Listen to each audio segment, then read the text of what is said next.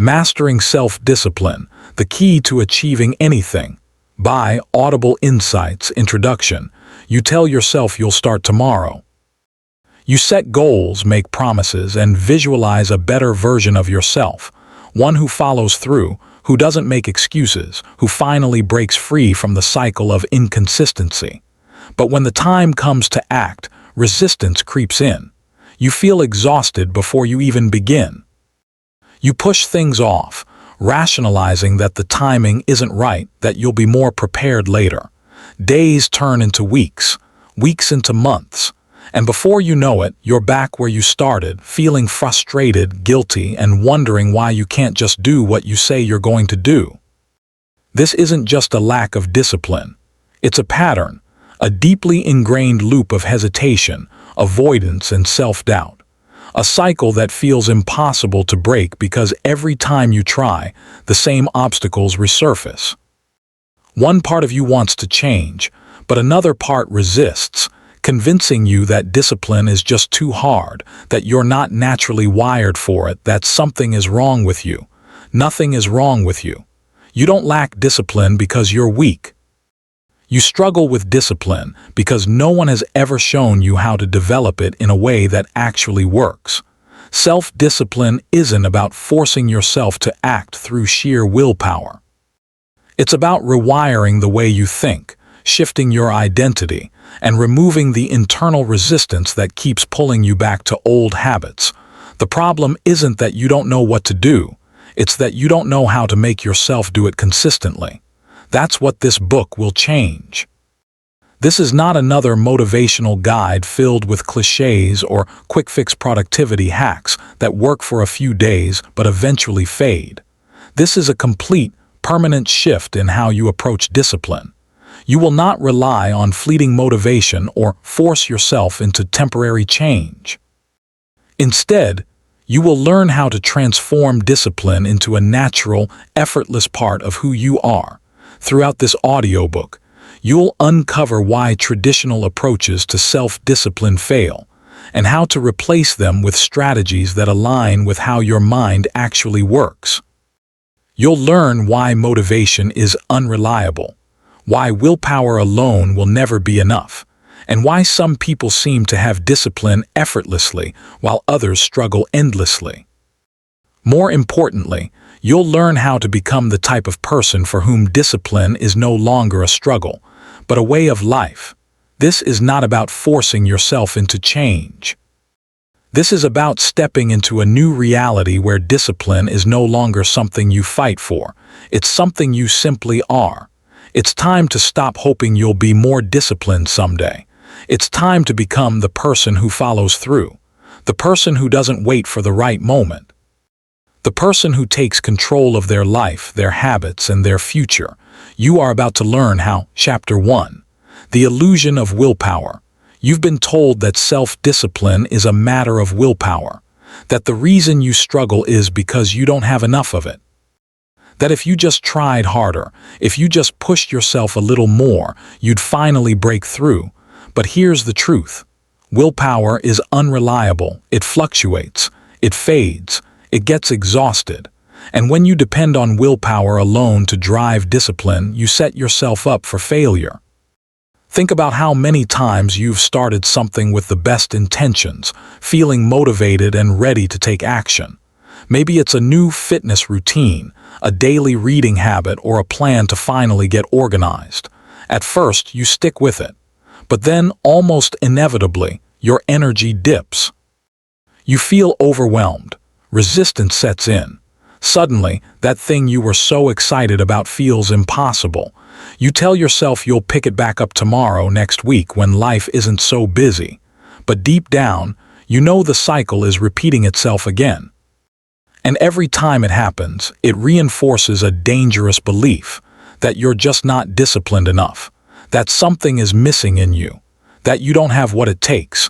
But what if the problem isn't you? What if the problem is the way you've been trying to approach discipline? The idea that you just need to try harder is an illusion. Willpower is like a battery. It drains with use. The more decisions you make, the more temptations you resist, the more you push yourself through sheer effort, the weaker it becomes. And when it's gone, you're left with nothing to rely on. But the people who seem to have endless discipline, who wake up early, stick to routines, and accomplish their goals consistently, they're not relying on willpower. They've built something stronger, something sustainable, something that doesn't require force. They've changed the way they think about discipline. They don't fight themselves to take action.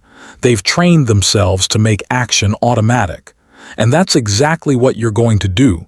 First, you need to understand why willpower fails you and how to stop depending on it. The brain is wired for efficiency. It prioritizes habits and patterns that conserve energy. When you attempt to introduce a new behavior that requires effort, your brain resists, not because you're lazy, but because your mind is designed to avoid unnecessary exertion. This is why new habits feel difficult, and why you often find yourself slipping back into old routines, even when you know they are not serving you. When you rely on willpower, you're constantly battling against this natural tendency. You're forcing yourself to push through resistance every single time you want to take action, and that's exhausting. But what if you could bypass resistance altogether? What if you could create a system where discipline happens without a fight? Here's how you do it. First, remove decision fatigue. Every time you have to decide whether or not to take action, you drain your mental energy. The more decisions you make in a day, the harder it becomes to maintain discipline. That's why people like Steve Jobs and Barack Obama wore the same outfits every day. Fewer decisions mean more mental energy for what actually matters. You don't need to eliminate every decision in your life, but you do need to remove the ones that slow you down. If you struggle to work out in the morning, don't leave the decision to chance. Lay out your workout clothes the night before. Plan your routine in advance. Make the choice before you have to face it. Second, use momentum instead of motivation. One of the biggest mistakes people make is waiting until they feel like taking action. They think they need to be inspired, to feel a surge of energy before they start. But feelings are unreliable. Discipline isn't about how you feel. It's about what you do. And the simplest way to take action is to lower the resistance to starting. Instead of thinking about the entire workout, commit to just 5 minutes. Instead of worrying about writing an entire chapter, just open the document. Once you start, momentum takes over. And once you're in motion, continuing is easier than stopping. Third, eliminate the need for self-negotiation. Every time you give yourself an option, you create an opportunity to back out. That's why the most disciplined people remove choice from the equation. They don't ask themselves if they feel like doing something, they just do it. There's no inner debate, no waiting for motivation, no searching for the right mood. They've conditioned themselves to act without question, and that's the real key. Discipline isn't about forcing yourself to be stronger. It's about removing the obstacles that make it hard to be disciplined in the first place. It's about creating a reality where action is the default, not a struggle. When you stop depending on willpower and start designing your life in a way that makes discipline effortless, everything changes. You stop feeling like you're constantly fighting yourself. You stop falling into cycles of failure and frustration. You stop seeing discipline as something you have to force, and start experiencing it as something that happens naturally. Because true discipline isn't about willpower at all. It's about designing a life where the right actions happen without effort. And once you understand that, you're no longer relying on motivation or struggling against yourself. You're simply living in alignment with the person you've always wanted to become. Chapter 2. Identity over effort. You've been trying to force yourself into discipline through effort, waking up early, pushing through resistance, fighting procrastination. But no matter how hard you try, something pulls you back into old patterns. You keep falling off track, struggling to maintain consistency. And every time it happens, You feel like you've failed again. But what if the problem isn't your effort? What if the real reason you struggle with discipline is that you're trying to act like a disciplined person without actually seeing yourself as one? Your actions will always reflect your identity. If deep down, you still see yourself as someone who struggles with consistency, someone who procrastinates, someone who lacks discipline, then no amount of effort will create lasting change. You will always return to the behaviors that align with the person you believe yourself to be. This is why so many people fail to stay disciplined. They try to force new actions without changing the identity behind them. They attempt to behave differently while still seeing themselves as the same person. And that's why discipline always feels like a battle. But discipline isn't about forcing yourself to do hard things. It's about becoming the kind of person for whom those things are normal. Think about it. A fit person doesn't have to struggle to exercise. It's just part of who they are. A productive person doesn't constantly battle procrastination. They naturally get things done. Their actions are effortless because their identity aligns with their behavior. And this is the shift you need to make. You don't need more effort. You need to change who you believe yourself to be. So how do you do that? First, you must recognize the power of identity-based discipline. Most people focus on outcome-based discipline. I want to lose weight. I want to wake up earlier. I want to stop procrastinating. But these goals are fragile because they rely on willpower. A stronger approach is to shift to identity-based discipline. I am someone who prioritizes my health. I am the type of person who wakes up early. I am a disciplined person. The key is to stop focusing on what you want to do and start focusing on who you want to become. Because once you embody that identity, the actions follow naturally. Second, prove your new identity to yourself with small wins. Identity change doesn't happen overnight. It happens through evidence.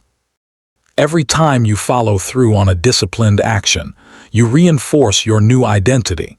Every time you show up, even in a small way, you prove to yourself that you are disciplined. This is why tiny actions matter. If you see yourself as a writer, writing just one sentence a day strengthens that identity. If you see yourself as someone who exercises, doing a single push-up reinforces that belief. Small wins accumulate until your identity shifts permanently. Third, eliminate the identity conflict that keeps you stuck. If you still hold onto old labels, I'm not a morning person, I'm just not naturally disciplined, I've always struggled with consistency, then you will unconsciously sabotage your progress to stay aligned with those beliefs. You need to start rejecting the version of yourself that you no longer want to be. Stop reinforcing old identities with your words and thoughts. Every time you catch yourself saying, I always procrastinate, change it to, I am becoming the kind of person who takes action.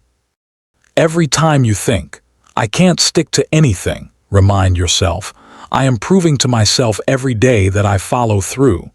Your identity is shaped by repetition. The more you reinforce a new self-image, the more natural it becomes. Until eventually, discipline is no longer something you struggle with. It's just who you are. This shift is the foundation of lasting discipline. Because once you fully step into the identity of a disciplined person, effort is no longer required. You stop debating whether or not to take action. You just act. You don't need motivation. You simply follow through. You no longer feel like you're forcing discipline. It becomes effortless. And this is how discipline stops feeling like a struggle. The goal is no longer to try to be disciplined. The goal is to become the kind of person for whom discipline is automatic. And when that happens, everything changes. Chapter 3. The myth of motivation. You wait for the right moment, the spark of inspiration, the rush of energy that will finally push you into action. You tell yourself that when you feel ready, when motivation strikes, you'll do the things you know you need to do, but the moment never comes. Or if it does, it's fleeting. Here one day, gone the next. And when the excitement fades, so does your commitment.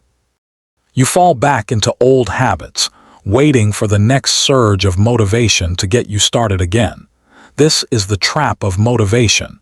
You've been conditioned to believe that you need to feel motivated before you take action. That the difference between people who succeed and people who don't is how often they feel inspired. But this is an illusion. The truth is, the most disciplined and successful people don't rely on motivation at all. They act regardless of how they feel. They don't wait for motivation, they create it, and you're going to learn how to do the same. First, understand why motivation is unreliable. Your emotions are constantly shifting. Some days you wake up energized and ready to take on the world. Other days you feel sluggish, unmotivated, drained. If your discipline depends on how you feel, you will always be inconsistent. This is why people start strong and then quit. They begin with excitement, but the moment that feeling fades, their discipline collapses. Because they were never relying on discipline in the first place. They were relying on temporary motivation. The shift you need to make is this. Action creates motivation, not the other way around. If you wait to feel motivated before you act, you will spend your life waiting. But if you act first, even when you don't feel like it, motivation follows. Think about a time when you didn't want to do something, but once you started, it became easier. Maybe you didn't feel like working out, but after 10 minutes, you found your rhythm. Maybe you dreaded starting a project, but once you got into it, you felt momentum build. This is because movement generates energy. Action produces the very motivation you were waiting for. And once you understand this, you no longer need to wait. You can take control. Here's how you do it. First, eliminate the need to feel like it. The moment you start debating whether or not you're in the mood to act, you've already lost. Discipline is about removing the option of negotiation.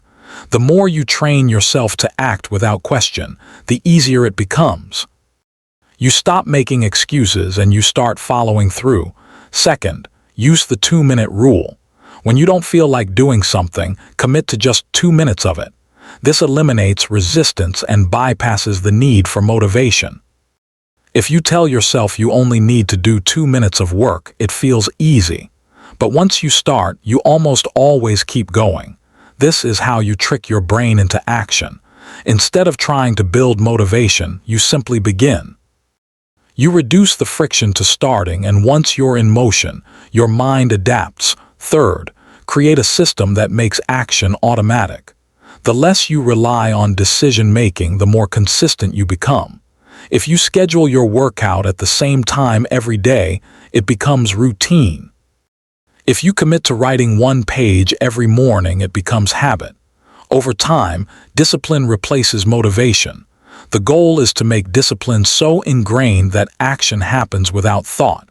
No debating, no delaying, no waiting for motivation to strike. Because motivation is not the key to discipline. The key is taking action no matter what. And once you stop waiting to feel ready, you'll realize something powerful. Readiness was never the problem. The only thing that ever mattered was starting. Chapter 4. The power of immediate action. You think about it, you analyze it, you weigh the pros and cons. You tell yourself you'll start soon, maybe after 1 more day of planning, 1 more night of rest, 1 more moment to get in the right headspace. And before you know it, the moment passes. The idea fades, the opportunity slips away. This is the hidden enemy of discipline, hesitation. Hesitation is subtle. It disguises itself as preparation, as caution, as careful decision-making. But in reality, it is resistance in disguise. Every second you spend thinking instead of doing is a second that doubt, fear, and procrastination take control. This is why some people accomplish more in a day than others do in a month. It's not about intelligence or motivation. It's about speed. The speed at which they act when an idea, a goal, or a decision presents itself. The faster you move, the less room resistance has to grow. Your mind will always try to protect you from discomfort. It will always look for reasons to delay, to wait, to find a better time. But discipline is built in the moments when you override that impulse and take action immediately. The greatest threat to your progress is the space between your intention and your action. The longer you wait, the harder it becomes. The solution is simple. Shrink that space until there is none. If you decide to work out, do it immediately. Don't give yourself time to think. If you need to start a project, open the file and begin. If you tell yourself you're going to wake up early, get out of bed the second your alarm rings. The habit of instant action rewires your brain. It eliminates procrastination at its root. It makes discipline automatic. Here's how you develop it. First, use the countdown method. The moment you recognize hesitation creeping in, count down 5, 4, 3, 2, 1, then move. The countdown interrupts overthinking and forces you into action before doubt can take over. Second, remove unnecessary decisions. Every time you give yourself the option to delay, you increase the likelihood that you will. If working out is part of your day, it's not a question of if or when, it's a non-negotiable. The more automatic your actions become, the less resistance you face. Third, embrace imperfection. One of the biggest reasons people hesitate is because they fear doing something poorly. But perfectionism is just another form of procrastination. The goal is not to do things perfectly. The goal is to do them consistently. You can refine and improve along the way, but only if you start. Instant action is not about being reckless. It's about eliminating the unnecessary pause between decision and movement. The more you train yourself to act quickly, the more disciplined you become. Because in the end, the people who achieve the most are not the ones who wait for the right moment. They are the ones who take action before doubt has a chance to stop them. Chapter 5. Emotional mastery and discipline. You know what you need to do, but your emotions get in the way. You feel tired, so you skip the workout. You feel unmotivated, so you put off the work. You feel overwhelmed, so you do nothing at all. This is where most people fail, not because they don't have the ability to be disciplined, but because they allow their emotions to dictate their actions. You've been taught that self-discipline is about pushing through, ignoring your feelings and forcing yourself to act. But that approach is unsustainable. You can't just suppress your emotions and hope to maintain discipline long-term. The real key is not to ignore emotions, but to master them, to learn how to work with them instead of letting them control you. Right now, your emotions dictate your discipline. If you feel motivated, you act. If you don't, you delay. But if you want to become unshakable, you must flip this dynamic. Discipline must dictate your emotions, not the other way around. Here's how you do it. First, separate feelings from action. You do not need to feel like doing something in order to do it. Most people believe they must wait for the right emotional state before taking action. But the truth is, the action itself creates the emotional state. Think about a time when you didn't want to do something, but once you started, you felt better. Maybe you didn't want to exercise, but halfway through you felt energized. Maybe you dreaded a task, but once you got into it, momentum took over. This happens because action shifts emotions. You cannot wait to feel good before you act. You must act first and the feeling will follow. Second, reframe discomfort as fuel. Most people avoid discomfort. They assume that if something feels hard, it means they shouldn't do it. But discipline is built on the willingness to act despite discomfort, not by fighting it, but by using it.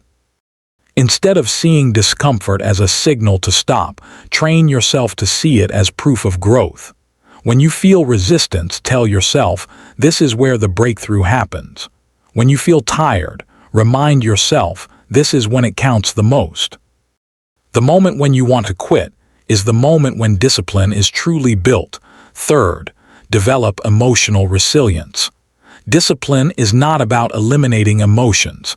It's about strengthening your ability to act despite them. The more you practice doing what needs to be done, Even when you don't feel like it, the stronger you become. Each time you override hesitation, you reinforce a new identity, one where you are not ruled by your emotions but by your decisions. You will still experience doubt. You will still feel resistance, but they will no longer control you, because discipline is not about suppressing emotion, it's about mastering it.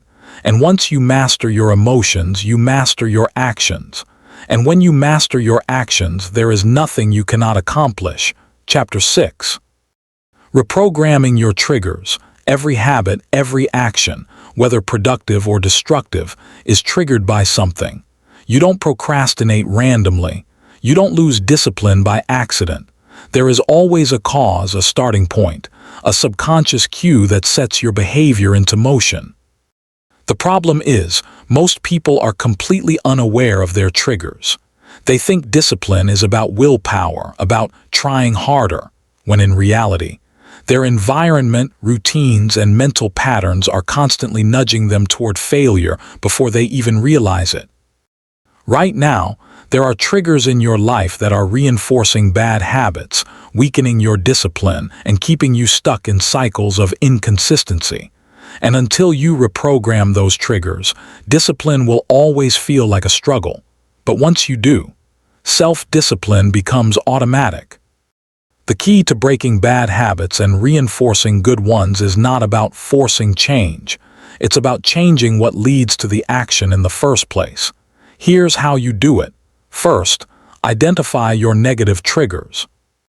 Every time you procrastinate, every time you skip a habit, every time you make an excuse, there is a pattern.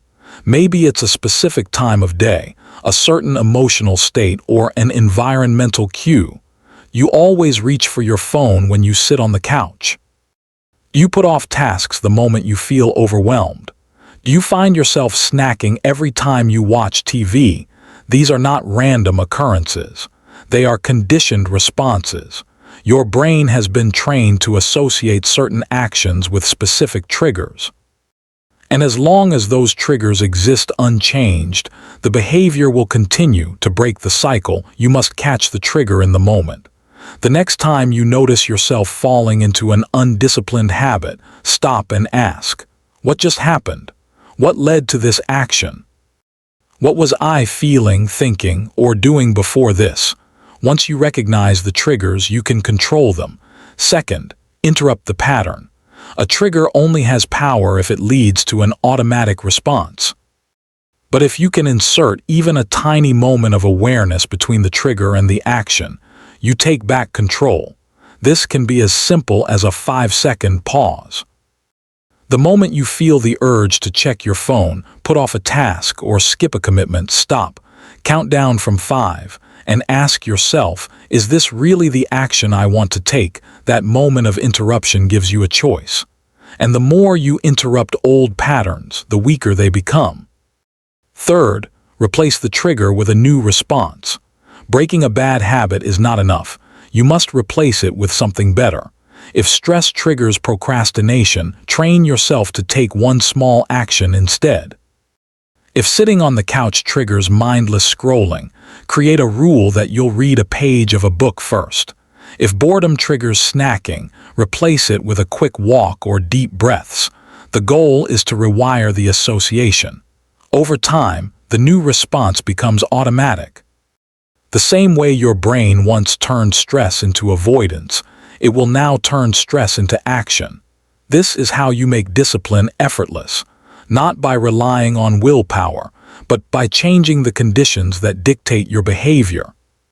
Because once your triggers are aligned with your goals, discipline is no longer something you force. It's something that happens naturally. Chapter 7. The cost of indiscipline. You already know the benefits of self-discipline. You know that if you could master consistency, if you could follow through on your goals, if you could stop procrastinating and take action every day, your life would be different. But what you may not fully realize is what your lack of discipline is already costing you. People think of self-discipline as something that requires sacrifice, waking up early, saying no to distractions, putting in extra effort. But the real sacrifice is what happens when you don't have discipline. The opportunities missed, the potential wasted, the slow, painful drift away from the life you could have had. Right now, every moment you delay action, every time you let resistance win, every day you fall into the same old habits, you are paying a price. And the longer you continue without discipline, the steeper that price becomes.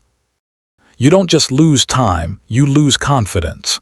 Every time you tell yourself you'll start tomorrow and don't, you teach yourself that your word doesn't mean anything, that you can't be trusted to follow through.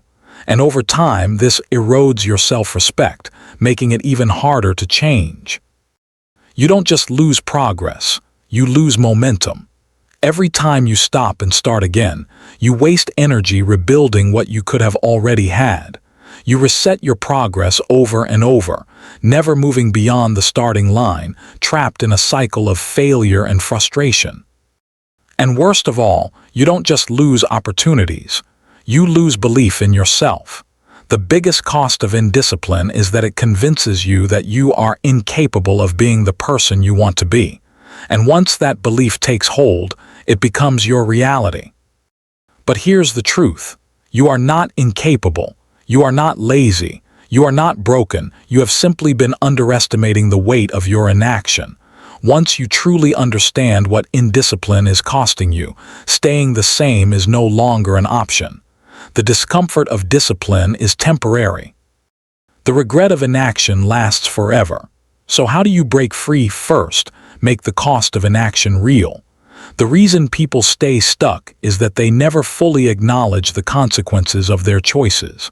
They put things off without realizing what they are losing in the process. Take a moment right now to visualize your future if nothing changes. A year from now, 5 years, 10 years. What happens if you continue at this exact level of discipline? Where does your health go? Your career? Your dreams? What does life look like if you keep waiting, keep hesitating, keep delaying? This is not about fear, it's about clarity. When you see the true cost of your actions, excuses lose their power. Second, flip the equation. See discipline as freedom, not restriction. Most people resist discipline because they see it as something that takes away their freedom. But the opposite is true. Without discipline, you are controlled by distractions, impulses, and short-term gratification. You spend your life reacting instead of creating. But when you have discipline, you control your time. You control your actions. You control your future. Discipline is not a burden. It is the key to everything you want. Third, create an identity that cannot tolerate indiscipline. Right now, you may think of yourself as someone who struggles with consistency, someone who tries but often fails. But that identity is keeping you stuck. You must start seeing yourself as someone who does not accept mediocrity from yourself, someone who follows through, someone who takes pride in discipline. This is not about perfection, it's about shifting the way you see yourself. Because once you identify as a disciplined person, everything else falls into place. You are either moving toward the life you want or away from it. There is no in-between. The question is, how much more are you willing to lose before you decide to change? Chapter 8. Small wins, big momentum. You believe discipline comes from massive action, overhauling your habits, making big commitments, pushing yourself to extreme levels of effort. And when you try to do it all at once, you burn out. You start strong, but then life gets in the way, motivation fades, and soon you're back where you started. This is why so many people fail at self-discipline. They focus on intensity instead of consistency. They think they need a major breakthrough, but what they really need is momentum. Momentum is what makes discipline effortless. It's what turns small efforts into unstoppable progress. It's what separates those who struggle with inconsistency from those who follow through every single day. And the secret to momentum is deceptively simple. Small wins. Small wins don't feel dramatic. They don't look impressive. But they are the foundation of every major transformation. Because discipline is not built in a single moment. It is built in the tiny, daily choices that compound over time. Right now, you may think you need a perfect plan, a detailed strategy, a huge burst of effort. But what you actually need is proof that you are someone who follows through. And the fastest way to create that proof is through small, consistent victories. Here's how you build unstoppable momentum. First, lower the bar to start. The biggest mistake people make is setting goals that require too much effort upfront. If your goal is to work out every day, don't start with an hour-long routine. Start with 5 minutes. If your goal is to read more, don't commit to a book a week. Commit to 1 page a day. This may feel insignificant, but the goal is not just the action itself. It's proving to yourself that you can follow through. And once you start, momentum takes over. 5 minutes turns into 10. 1 page turns into a chapter. The hardest part is getting started, and small wins eliminate the resistance to beginning. Second, stack wins to reinforce identity. Every time you keep a commitment to yourself, no matter how small, you strengthen the belief that you are disciplined. Every time you show up, even in a minor way, you prove to yourself that you are someone who follows through. This is why small wins are so powerful. They shift your identity. Instead of trying to be disciplined, you become someone who is disciplined. And once your identity shifts, discipline is no longer something you force. It's something you embody. Third, protect momentum at all costs. The most important rule of discipline is this: never miss twice. Missing a day, skipping a habit, falling off track once is not failure. It's life. But letting it happen twice in a row, that's how you lose momentum. If you miss a workout, do something small the next day. If you break your routine, get back to it immediately. The longer you stay off track, the harder it is to return. Momentum is fragile in the beginning, but once it builds, it becomes your greatest advantage. Because once discipline has momentum, it no longer feels like effort. It feels like your natural state. And that is how you make self-discipline automatic. Chapter 9. The Science of Self-Accountability. You set a goal, you make a plan, you start strong. But then something happens. You skip a day, tell yourself it doesn't matter, and before you know it, you've lost all momentum. Why does this keep happening? Because without accountability, discipline collapses.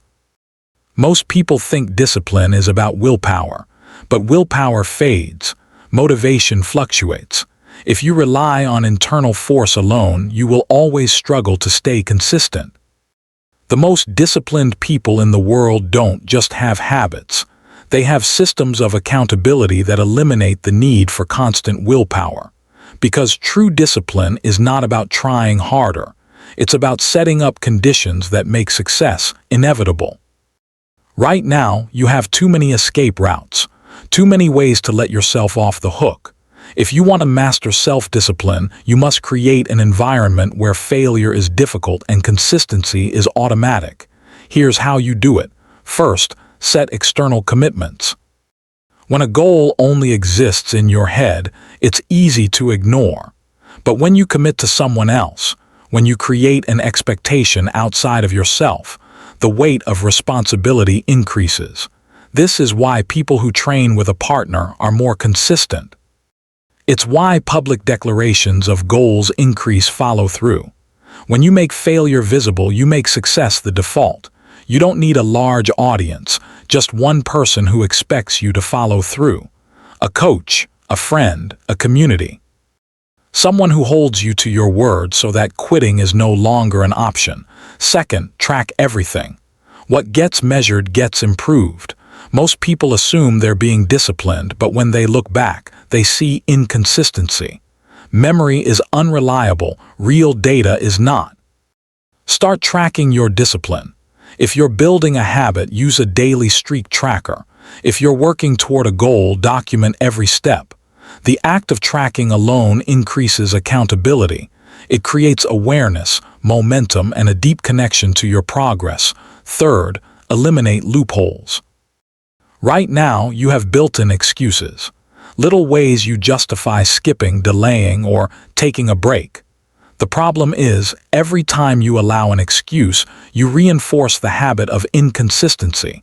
To break this cycle, create non-negotiables, rules so clear that excuses no longer work. Instead of saying, "I'll try to work out 4 times a week," say, "I don't go more than 1 day without exercise." Instead of saying, "I'll eat healthy," say, "I always prep my meals in advance." The less room you give yourself to debate, the stronger your discipline becomes. Because self-accountability is not about being harsh. It's about creating a system where success is the default. A system that eliminates guesswork, reduces resistance, and makes consistency the only option. And once you set up that system, discipline is no longer something you force, it's something you live. Chapter 10. Discipline and decision fatigue. Every day you make hundreds of decisions. What to eat, when to work out, how to spend your time, whether to start that task now or later. At first you have energy. You start the day strong, making good choices. But as the hours pass, something changes. You feel drained, unfocused, unable to resist distractions. By the time evening comes, the last thing you want to do is exercise, work on your goals, or make disciplined choices. This isn't a lack of willpower, it's decision fatigue. Your brain has a limited capacity for making decisions each day. The more choices you make, the more mentally exhausted you become. And as fatigue builds, your ability to make disciplined decisions weakens. This is why you start the morning with big ambitions and end the night scrolling through your phone. It's why you plan to eat healthy but grab fast food when you're tired. It's why the most disciplined people in the world remove decision-making wherever they can. Because discipline is not about making the right choice every time. It's about reducing the number of choices you have to make. Here's how you do it. First, automate as many decisions as possible. The fewer choices you make, the more energy you have for the ones that matter. This is why highly successful people wear the same clothes every day, eat the same meals, and follow strict routines. It's not about lack of creativity, it's about preserving mental energy. Create simple, repeatable systems for the things you do daily. Plan your meals in advance. Have a set morning routine. Schedule your workouts at the same time every day. Make disciplined choices automatic so they no longer require willpower. Second, eliminate unnecessary decisions. Right now, you are overwhelmed by options. What to do, when to start, how to approach a task. Every time you hesitate, your brain wastes energy deciding. Remove the need to choose. Instead of deciding whether or not to work out, make it a non-negotiable. Instead of debating when to work on your goals, set a fixed time. Instead of thinking about what you should do first, create a step-by-step system and follow it. The goal is to stop spending energy on decisions that don't require it. The more structured your life becomes, the more mental power you have for the things that truly matter. Third, use the default rule. The best way to reduce decision fatigue is to eliminate the question entirely. Instead of asking, "Should I do this?" ask, "How will I do this?" Instead of wondering, "Do I have time?" decide, "This is what I do at this time every day." When a behavior becomes a default, it no longer drains your mental energy. It simply happens. Because the more decisions you make, the weaker your discipline becomes. But when you design your life in a way that reduces choices, discipline becomes effortless. And once you stop wasting energy on unimportant decisions, you finally have the focus and drive to take control of the things that truly matter. Chapter 11. The role of environment in self-discipline. You think discipline is about willpower. That if you just try harder, push through distractions, and force yourself to focus, you'll finally become consistent. But willpower is unreliable. It fades, it weakens, and it fails when you need it most. The truth is, your environment is shaping your discipline more than your willpower ever will. Right now, your surroundings, your home, your workspace, your habits, are either working for you or against you. They are either making discipline easier or making it impossible. You don't struggle with discipline because you lack self-control. You struggle because your environment is constantly pulling you toward distraction, procrastination, and inconsistency.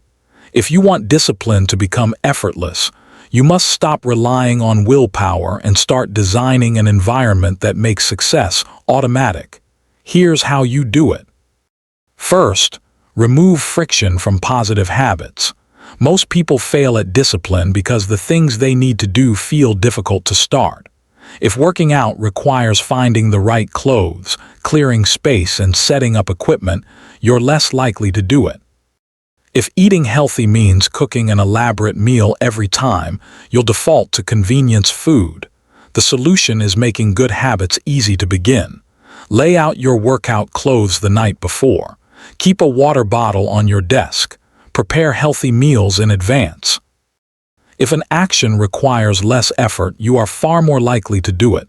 Second, increase friction for bad habits. Just as you must make good habits easier, you must make bad habits harder. If your phone is always within reach, you will check it.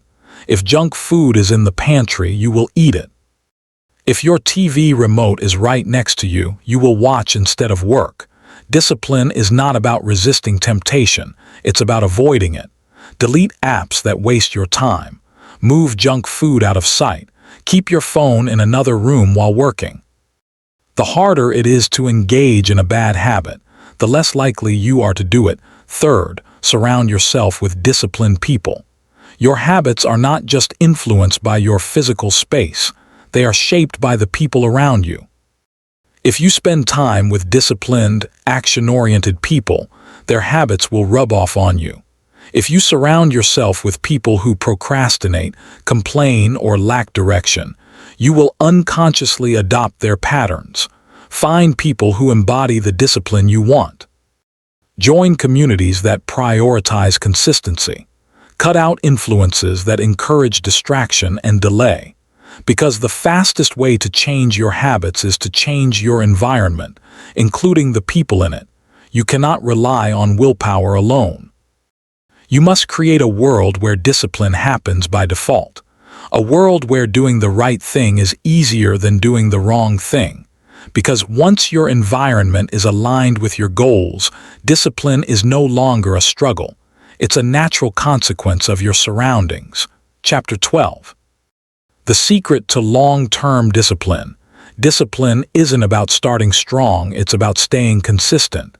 Anyone can be disciplined for a week, a month, or even a few months. But what happens when motivation fades? When life gets chaotic? When the excitement of a new goal wears off, and you're left with nothing but the grind? This is where most people fail. They believe discipline is about effort, about pushing themselves every single day. But no one can rely on effort alone forever. The truth is, long-term discipline isn't about willpower, it's about sustainability. If your discipline relies on force, it will eventually break. If it's built on a foundation of sustainable habits, it will last a lifetime. So how do you ensure that your discipline isn't temporary? How do you make it last, not just for weeks or months, but for years? Here's how. First, make discipline part of your identity, not just your behavior. Most people see discipline as something they do. They work out, they wake up early, they avoid distractions. But as long as discipline is just an action, it will always feel like something you have to force. The shift happens when discipline becomes part of who you are. When you no longer think, I need to force myself to do this, but instead, this is simply what I do. This is the difference between temporary discipline and lifelong consistency. When discipline is your identity, effort is no longer required. It becomes your default. Second, embrace the rule of good enough. The biggest mistake people make is thinking they must be perfect. They create rigid, extreme expectations for themselves, and the moment they fail to meet them, they give up completely. Perfection is not the goal. Consistency is. The secret to long-term discipline is allowing yourself to have bad days without quitting. If you can't do an hour-long workout, do 10 minutes. If you can't stick to your full routine, do the minimum. The goal is never zero, because discipline is not about being perfect. It's about showing up, even at your worst. Third, plan for setbacks before they happen. Life will test your discipline. You will get sick. You will have stressful days. You will face unexpected challenges. And if you don't have a plan for these moments, they will break your momentum. Instead of hoping you won't face obstacles, prepare for them. If you know your schedule will be unpredictable, set flexible habits that can adapt. If you know stress triggers procrastination, create a strategy to shift into action. If you know travel disrupts your routine, decide in advance how you will adjust. Discipline lasts when it is built to survive real life. The people who stay disciplined are not the ones who avoid failure. They are the ones who have a plan to recover from it. Because long-term discipline is not about pushing harder. It's about creating a system that keeps you on track, no matter what. And once you stop trying to force discipline and start making it sustainable, it will no longer be something you struggle to maintain. It will be something you never lose. Chapter 13. Discipline and identity conflict. You set goals, you make commitments, and you push yourself to be more disciplined. But something inside you resists. No matter how much progress you make, you always seem to fall back into old patterns. Why? Because deep down, part of you still identifies with the person you used to be. This is identity conflict. When the version of yourself you are trying to become clashes with the version of yourself you have been for years. And until you resolve this conflict, discipline will always feel like a struggle. Right now, your habits, your thoughts, and your behaviors are tied to an old identity. Maybe you've always seen yourself as someone who procrastinates, someone who lacks consistency, someone who just isn't naturally disciplined. If that belief still exists, it will override any new habit you try to build. No matter how hard you work, your subconscious mind will always pull you back to what feels familiar. Discipline isn't just about changing what you do, it's about changing who you believe yourself to be. Here's how you make that shift. First, identify the old identity that is holding you back. What labels have you attached to yourself? What limiting beliefs have you carried for years? Maybe you've told yourself, I'm not a morning person. I've always struggled with focus. I never stick to things. These statements aren't just thoughts, they are instructions. Your brain follows the identity you believe in. If you see yourself as someone who lacks discipline, your actions will reflect that belief.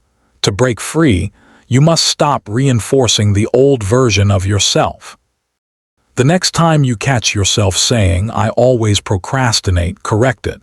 I am learning to take action immediately. Instead of thinking, I struggle with consistency, tell yourself, I am becoming more disciplined every day. Words shape identity. If you want to change who you are, you must start speaking to yourself as the person you want to become. Second, prove your new identity through action. Identity is not built in a single moment. It is built through repetition. Every time you follow through on a commitment, no matter how small, you reinforce the belief that you are a disciplined person. The key is not to wait until you feel like that person. You must act as if you already are. If you want to be the kind of person who exercises regularly, stop thinking about it as a habit you're trying to build and start acting like someone who already does. If you want to be the kind of person who takes action without hesitation, stop debating and start moving instantly. At first, it will feel unnatural. That's normal. But the more you prove it to yourself, the more natural it becomes. Until one day, discipline is no longer something you force. It's simply who you are. Third, remove anything that reinforces the old version of you. Right now, your environment, your routines, and even the people around you may be reinforcing the identity you're trying to leave behind. If you surround yourself with people who constantly procrastinate, you will absorb their habits. If your environment is cluttered with distractions, it will keep you stuck in old behaviors. If your daily routine still reflects your past identity, your brain will struggle to accept change. You must remove anything that contradicts the identity you are stepping into. Change your environment. Change your routines. Limit exposure to influences that reinforce old habits, because the fastest way to become a new version of yourself is to eliminate everything that keeps you tied to the old one.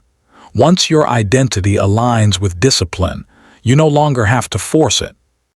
You don't have to rely on willpower or motivation. You don't have to constantly fight yourself. Discipline becomes effortless because it is no longer something you are trying to be. It is simply who you are. Chapter 14. Breaking through plateaus, you start strong. You build habits, gain momentum, and see real progress. Discipline feels easier, almost automatic.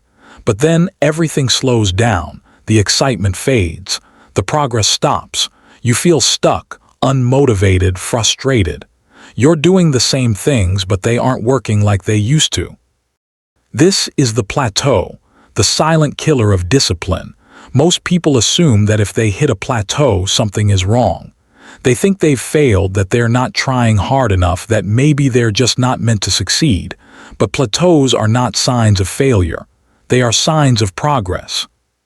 They are proof that you've outgrown your current level.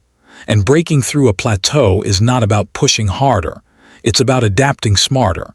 If you don't know how to navigate plateaus, you'll quit every time progress slows. But if you understand them, you can use them as fuel for your next breakthrough. Here's how you do it. First, shift your focus from progress to consistency. Most people are addicted to results. They want to see numbers change, skills improve, and goals checked off. But discipline is not about chasing outcomes. It's about mastering the process. When progress slows, it's easy to lose motivation. But the key to breaking through a plateau is to detach from short-term results and commit fully to long-term consistency. Remind yourself, discipline is not about how fast you improve, it's about never stopping. Second, change your approach. A plateau means your current strategy has reached its limit. The actions that got you here will not get you to the next level. If you keep repeating the same thing, you will stay stuck. The key is to introduce change. If you've been following the same workout, switch it up. If you've been working the same way, adjust your strategy. If your routine feels stale, add new challenges. Your brain thrives on novelty. The moment you introduce a fresh stimulus, progress resumes. Third, redefine your reason for discipline. When you first started, you had a strong reason to take action. Maybe it was excitement, maybe it was pain, maybe it was the thrill of a new challenge. But over time, reasons fade. If your discipline was driven by short-term motivation, you will struggle when that motivation disappears. To break through a plateau, you must reconnect with a deeper reason.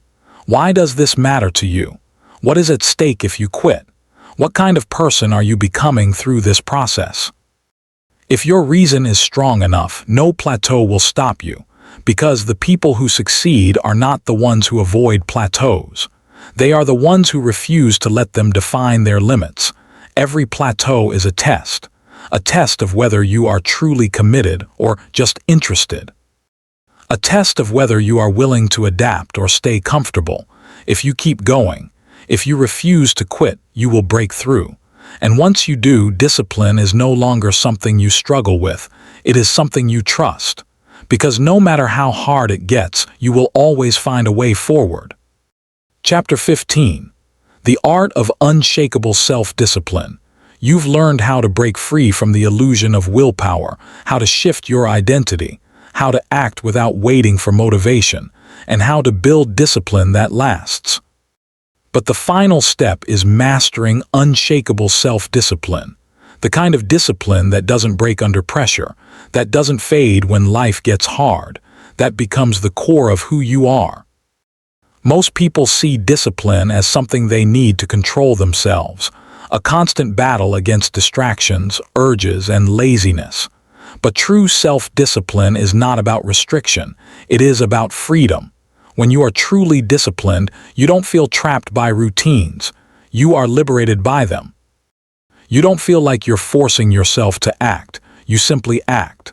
Discipline stops feeling like effort and starts feeling like clarity, control, and complete confidence in yourself. So how do you reach this level? How do you make discipline unshakable?